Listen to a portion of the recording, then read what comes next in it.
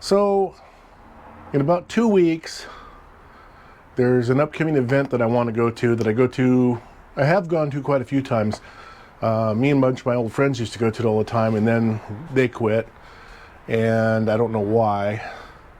And then me and a guy from work, Jeff from area North 40, started going there about 5, maybe 6 years ago. It's called the Portland Swap Meet. But the one we're going to is called the Portland International Raceway Swap Meet, P.I.R. There's the expo hall, and the P.I.R. is the racetrack. And the reason we go to the racetrack one is because we can ride bikes, golf carts, pretty much anything other than taking a whole vehicle in there. We did trikes last year. I even recorded off my trike riding around. I have never done anything with the recording, and I probably won't because this is too much. And it's not really anything interesting in that when I looked through it. But I need to get a bike to ride this year because riding the trike is horrible. I almost run over my foot every time because the bikes are so old and the gears don't work. They don't shift, and Jeff doesn't get them. He hasn't gotten them working yet like they're supposed to. I gave him a cable for one, but I don't know he's going to get it working. If he does, we'll do it. If not, I want to have a contingency plan of a bicycle. And I think the bicycle I want to take is going to be either this gray Nishiki right here, or inside there is a lovely Roadmaster right here. I think the Roadmaster is the way to go, but I got to get them. I need to get them both up on the stand, or one of them up on the stand, and see how much work it's going to be to get it running and working. Let's get going on this. So I changed my mind. The bike I chose instead was this Trek 820. ST stands for Single Track Series. First thing I'm going to do is make sure that these are parallel. I got these lovely little tools here.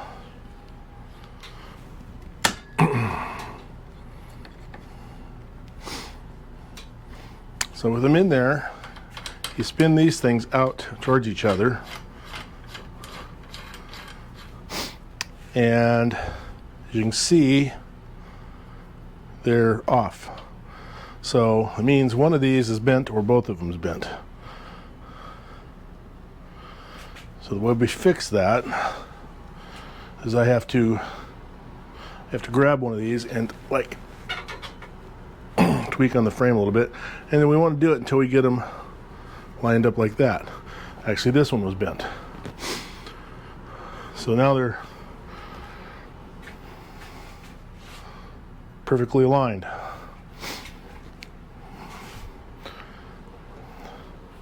Now that I have that straightened out,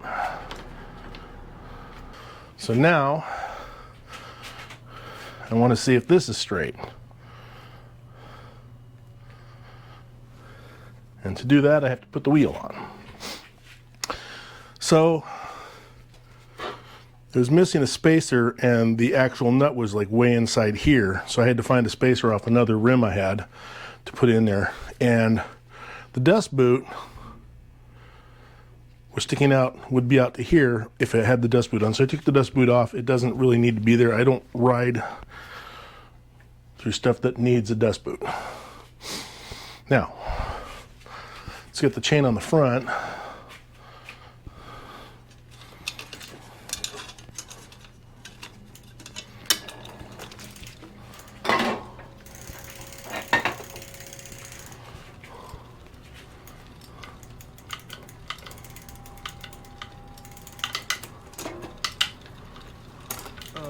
So it's not going over far enough to shift all the way up to the mega gear there.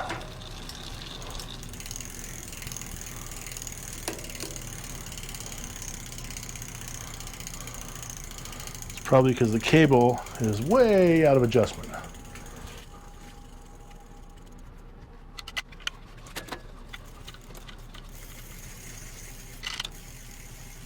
It's got a barrel adjuster here. You just adjust it out.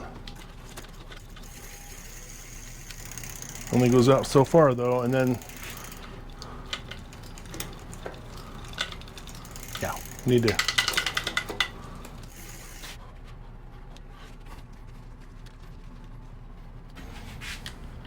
Eight millimeter, wonderful.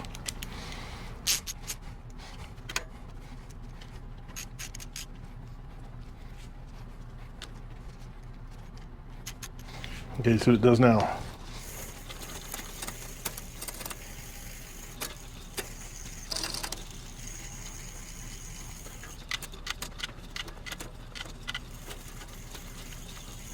All right, that one works. What about the other one?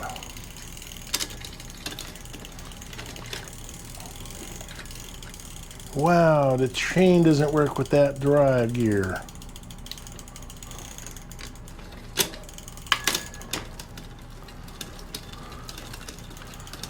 So it's got too big of a sprocket on the back for the amount of throw that this thing has.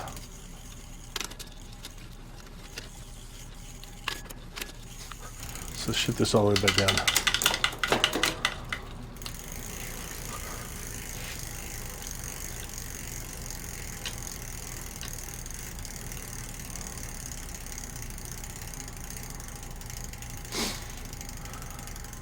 Or if I can just make it so it doesn't shift into the high gear. I don't really need the high gear. I'm not really only racing out there at the swap meet. So, all right, so let's get the brakes hooked up. We're gonna just leave it like that. For now, let's see if our brakes work.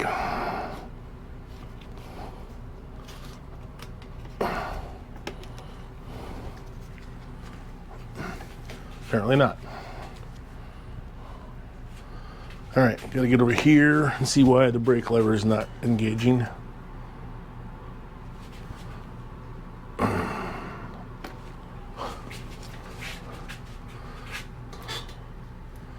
All right, see if we can get this thing latched, then we can adjust it.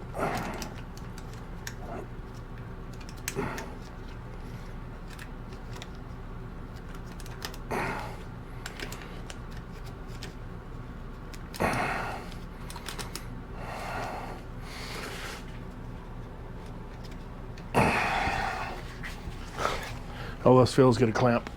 So up here are my brake levers. And this is too tight. So we're gonna find which one of these fits. Gonna loosen it.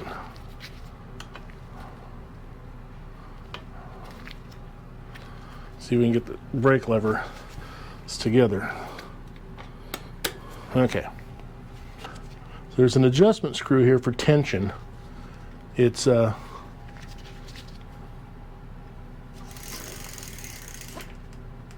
made a little bit looser.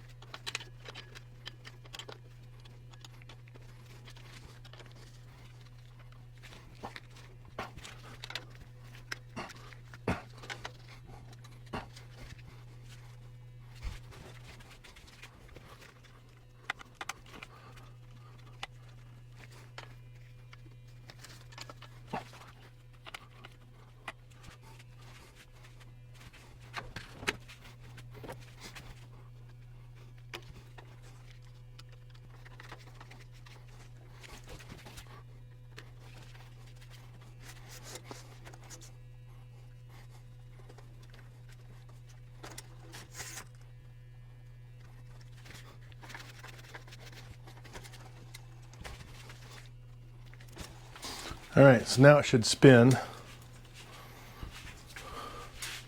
like it's supposed to, and it should brake like it's supposed to.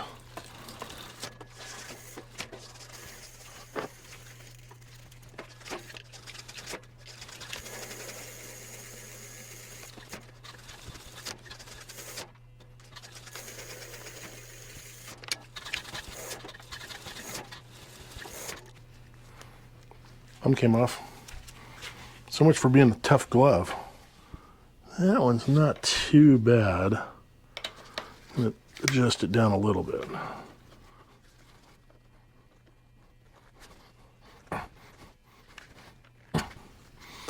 This one's a lot off.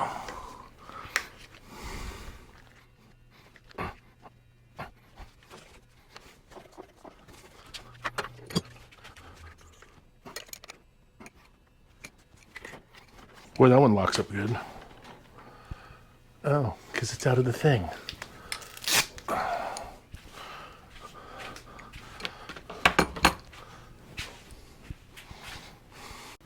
So this one has the same problem as the other one, is somebody is beating up these barrels. One of the springs is too tight. I don't know which one yet. Get our screwdriver.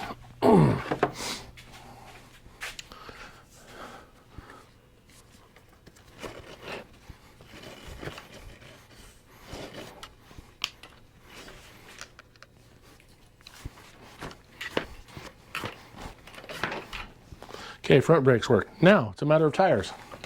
Tires are flat right now. I'm going to pump them up and see if they go flat overnight.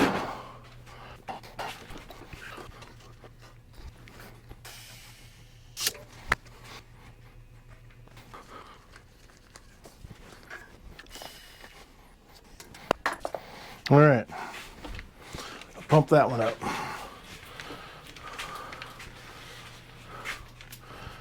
This one had a really cool dice. I'm going to leave these overnight, see if they hold air. If they hold air, I might take this bad boy out and go for a test ride. Hopefully that takes care of that bike just for what I'm going to use it for. Literally just going to the swap meet in 2 weeks. Let me get my tools put away here before I lose track of them.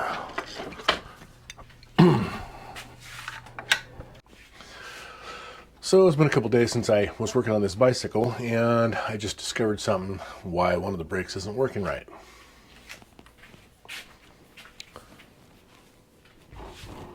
See this extreme curve here? Should be coming straight down from here.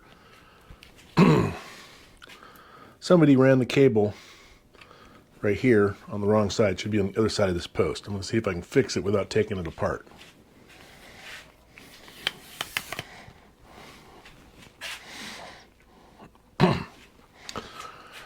It means taking the bike down, moving it to the other side, and putting the seat back on, post back on.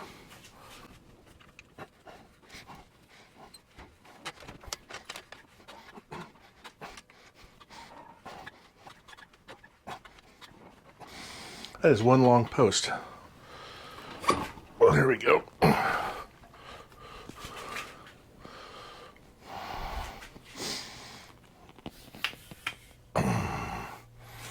So now we're here. We're going to see if we can... Wow, that thing's on there really tight.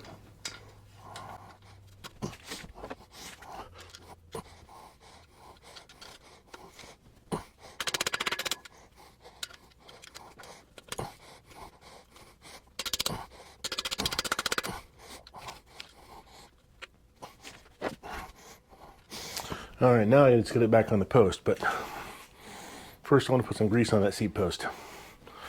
That's way too stiff to be putting that in there. Not that much less. Okay.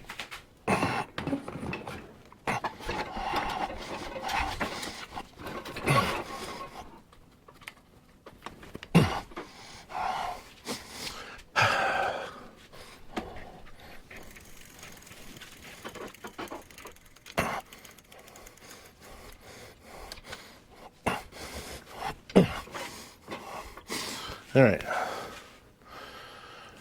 that's good for now. All right, so now rear brakes should work a lot better. And this noodle, okay.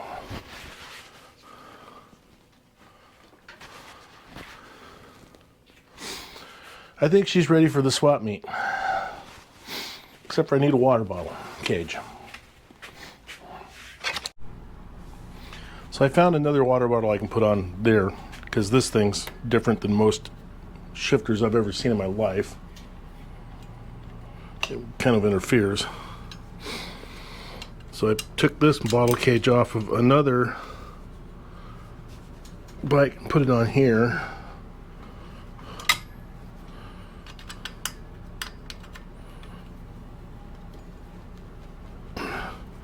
Found another cage that matches that one. I'm going to just put this cage on.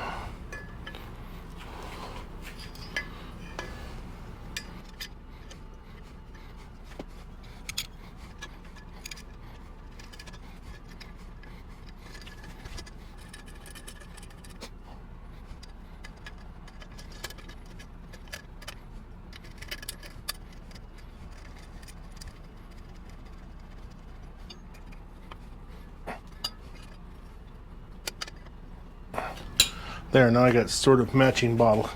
They're not quite matching, but they're damn close. And I can put a water bottle here.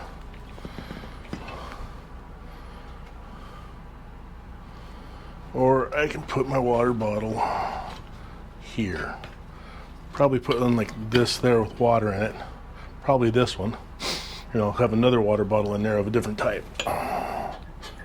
This thing needs to be empty though. So this thing's ready for a test ride. I will do that tomorrow.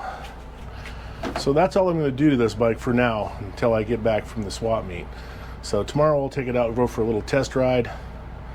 See if there's anything I need to fix. If there is, we'll film that and get that on here. Other than that, that's pretty much ready to go. So we'll do that tomorrow. Hi, I'm back in the bike shop. I got that bike finished. I got it out. I took it for a test ride. Went about 2 miles. It works pretty good. The only thing I have that's an issue with it is I wish that the handlebars were a little bit higher, maybe about 5-6 inches. Wouldn't have to hunch over on the bike all day while I'm riding it. I have that on this bike here. I don't know if you can see those there, but they're a little bit taller than most standard mountain bikes.